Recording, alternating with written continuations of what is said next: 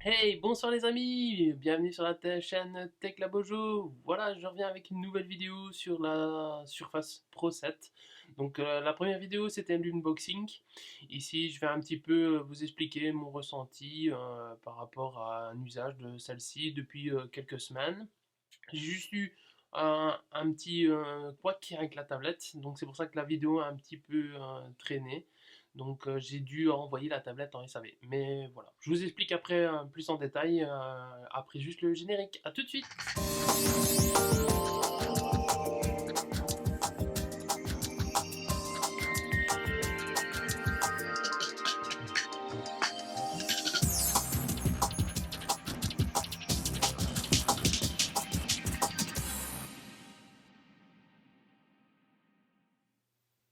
Voilà, je suis de retour. Bon voilà, ben, je vous montre ici un petit peu donc la Surface Pro 7.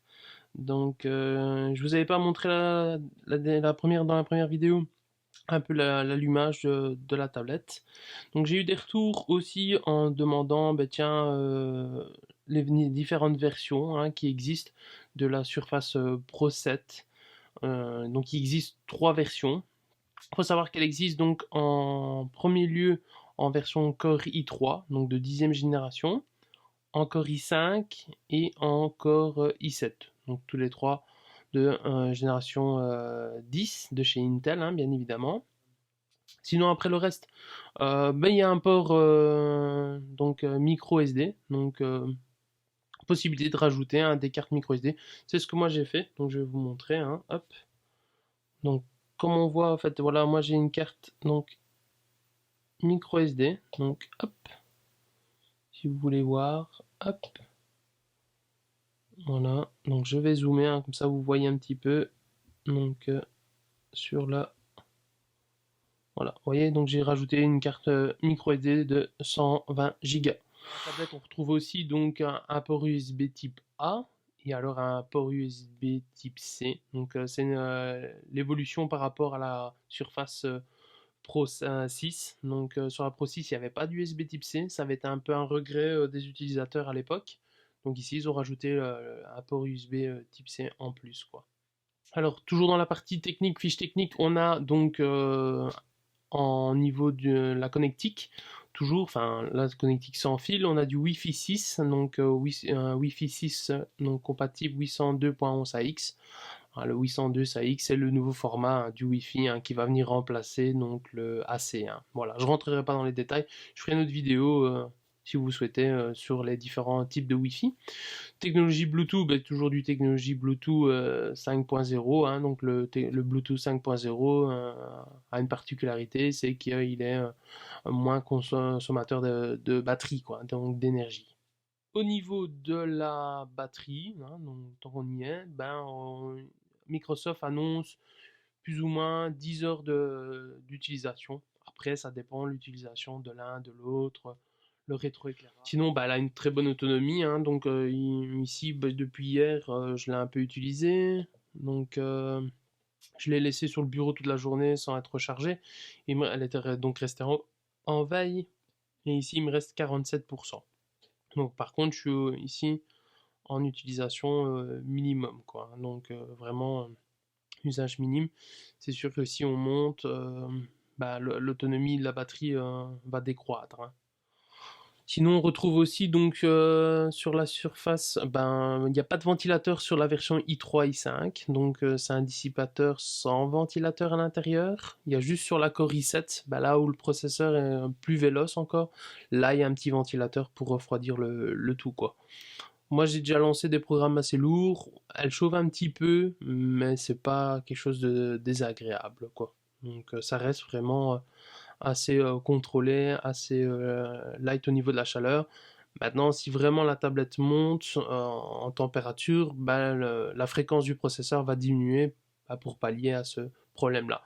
Donc, dans certaines utilisations, ça pourrait être un peu un handicap. Donc tout ce qui est application très gourmande, peut-être du jeu vidéo, enfin du jeu vidéo là-dessus, je vais dire, on va pas savoir faire tourner grand-chose comme jeu. Donc c'est le chipset graphique Intel, donc Iris Pro qui est installé dessus, donc on va pas s'attendre à des grandes partie de game, hein, donc là je vais pas conseiller pour un gamer une Surface Pro, hein, donc maintenant il existe la possibilité d'utiliser Shadow. Je ferai une vidéo là-dessus, hein, donc sur Shadow, qu'est-ce que c'est, les pour, les contre, voilà. Donc moi j'ai eu un Shadow en test, voilà. Donc je viendrai dessus plus en détail, quoi, mais c'est un PC dans le cloud, quoi, comme ça vous savez un petit peu déjà à quoi vous attendre. Et là, ça permet de jouer à des jeux très gourmands via n'importe quel périphérique, quoi. Pour la partie écran, donc on a un écran de 12,3 pouces, donc d'une résolution de 2736 par 1824. Donc c'est une Full HD, hein, plus, hein, donc une très bonne résolution. On a un format d'image 3.2. Ce que je regrette un petit peu dessus, c'est les bordures qu'on voit de chaque côté. En fait, on perd de la place par rapport à la Surface Pro X, hein. Donc là, la Surface Pro X n'a pas ces bordures de chaque côté, quoi. Sinon, très content de l'écran, en général, très bien calibré, quoi. Moi, par contre, j'ai eu un petit problème sur la mienne. Donc, mais ici, vous le verrez pas dans la vidéo, mais j'avais eu attrapé une tache dans l'écran, qui se situait à ce niveau-là. Donc, qui était embêtant dans les noirs. C'était assez embêtant d'avoir une tache qui était vers le mauve bleu. Donc, quand on utilisait des fonds d'écran foncés. Donc c'était embêtant. Et alors j'ai eu un problème aussi avec le rétroéclairage. Donc voilà, j'ai eu une série, malheureusement pas de chance. Donc la tablette, j'ai dû la renvoyer chez Microsoft. Alors Microsoft a été très pro. Elle me directement ils m'ont accordé donc l'envoi de la tablette et dans les 7 jours, donc 5 jours ouvrables, j'ai reçu une nouvelle tablette, donc la même config et alors une prolongation de ma garantie. Alors, ce qu'on regrettera aussi, peut-être sur la surface, c'est que, comme j'avais dit tout à l'heure dans les prix, la tablette n'est fournie sans clavier et sans touchpad, hein, donc c'est voilà, donc ça peut être un peu embêtant vu le prix. Donc ça, il faut rajouter ça au prix de départ, et donc ça chiffre vite à minimum 150 € pour le clavier, je vais dire normal. Et si vous voulez la version donc Alcantara, comme j'ai sur celle-ci, hein, donc comme je vous avais montré dans la première vidéo, là on a 170 €. Pour finir cette vidéo, donc la conclusion de mon usage, comme je vous disais en début de vidéo, hein, donc je l'ai utilisé pendant quelques semaines malgré le petit couac.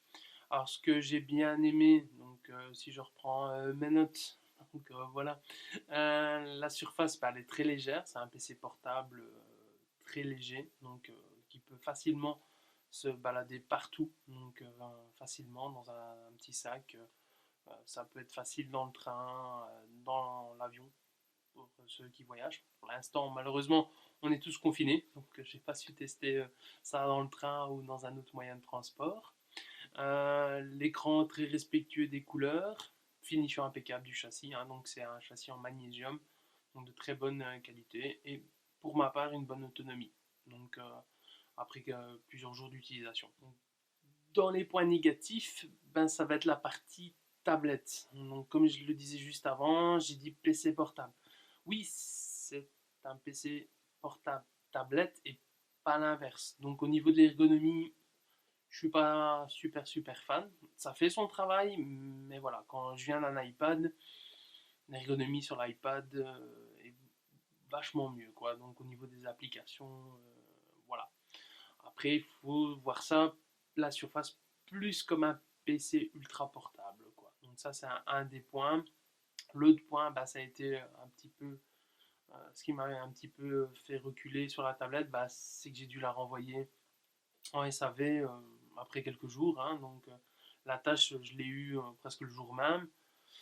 Je voulais quand même faire la vidéo et après j'ai eu les problèmes de rétroéclairage et donc là, pas le choix de la renvoyer en tablette. Après ça s'est super bien passé, hein, comme je le disais juste avant. Sinon, le prix aussi, ça peut faire reculer plus d'un, hein. Donc on démarre quand même sur 899 €, pour vraiment la version très light, et on monte à plus de 2099 € pour la version je veux dire, très haut de gamme.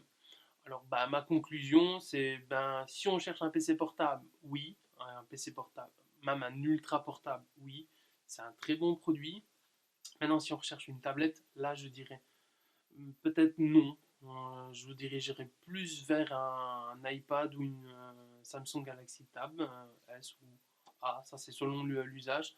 Tout dépend si on est vraiment amateur de multimédia, style YouTube, Netflix, etc. Vraiment de la partie multimédia. Donc voilà, ben, ma vidéo se termine. J'espère que vous avez aimé. Donc c'est ma deuxième vidéo. Pas toujours facile au début. Donc j'ai entendu donc vos retours. Donc j'ai très bien apprécié déjà vos retours hein, sur les différents formats, hein, donc réseaux sociaux, téléphone, etc. Donc voilà, je referai une vidéo plus sur la Surface Pro 7. Donc là, je clôture ceci. J'ai reçu, donc, enfin, reçu, je me suis fait le plaisir. Voilà, donc je devais remplacer mon NAS. Donc j'ai commandé un nouveau NAS, donc le Synology. Donc c'est pas mon premier. Donc je vous montrerai dans une prochaine vidéo. Donc le Synology DS218. Voilà, mais ça ce sera dans une prochaine vidéo qui devrait arriver dans pas trop longtemps. Voilà, merci en tout cas, à très bientôt et portez-vous bien et restez chez vous. À bientôt.